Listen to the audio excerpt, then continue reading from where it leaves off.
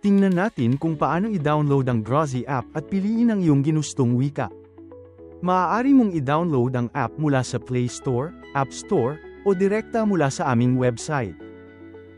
I-download at i-install ang app sa iyong telepono. Buksan ang Grozy app. Kung mayroon kang account, mag-login lamang sa pamamagitan ng paglagay ng iyong email at password. Kung wala pa, gumawa ng account sa pamamagitan ng paglagay ng iyong username, email, at password. Ilagay muli ang password, tapos pindutin ang gumawa ng account. Ngayon, handa nang gamitin ang iyong app.